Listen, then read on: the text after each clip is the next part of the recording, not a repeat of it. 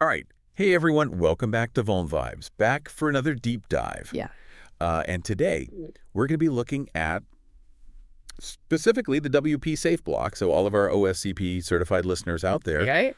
we're going to look at basically a daily summary of WordPress. Yeah. High and critical vulnerabilities. Yeah. Um, and specifically, Yeah. we want to kind of look at some of the trends that we're seeing in terms of Yes. these vulnerabilities. Sure. And I think it goes without saying that, we're not going to go into MAATT and CK or Yeah. kill chains or anything like that. We're assuming that you're, Right. you're familiar with that at this Yeah. point. You're ahead of the game. Yeah. Yeah. So one of the things that we're seeing a big uptick in Mm-hmm. is privilege escalation vulnerabilities, Okay. and specifically vulnerabilities that are impacting some really popular plugins where even subscribers Mm-hmm. can essentially seize control of the website. Wow. So let's go ahead and jump into some of these plugins. Let's do it. So first up, we got ELX WordPress Help Desk Oh. and Customer Ticketing System, versions up to 3.2.6. Mm-hmm. They have a pretty critical flaw, basically a missing capability check, Right. which essentially means that someone with subscriber.level access or even a bot Yeah. can create admin accounts. Oh, wow. So just another Yeah. oversight in terms of access control. Yeah. It's like leaving the keys to your website under the doormat. Yeah, and when we're talking about plugins with millions of active installations, Right. that's obviously a recipe for disaster.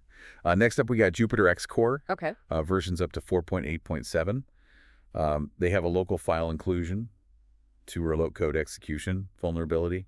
And this one's a little bit more complex, but essentially it sends them the plugins, SVG upload functionality.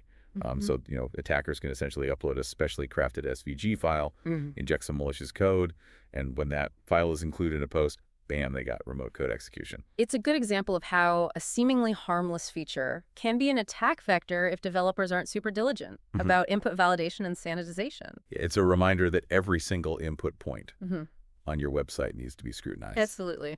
And then last but not least, we got WooCommerce Customers Manager plugin. Okay. Versions up to 31.3. Also susceptible to privilege escalation attacks. Again, the root cause here is a missing capability check. In this case, a subscriber could potentially grant themselves admin privileges. Oh, wow. So again, quick shortcut to total website domination. Yeah, these vulnerabilities really underscore the importance of staying up to date with those patches. I mean, patching plugins as soon as updates are available, it's really non-negotiable. Yeah, you got to think of it's like website hygiene. The little patching goes a long way. Absolutely. So to wrap things up, if basic subscriber roles Mm-hmm. can wreak havoc in WordPress, Yeah. what about other platforms that you use on a daily basis? That's a really good point. Are there vulnerabilities Yes. lurking within low privilege roles that we often overlook? Yeah. It's definitely worth digging a little bit deeper into the security configurations of all the applications that you rely on, It really is. just to see if there's any, kind of hidden back doors or anything like that. Yeah, for sure.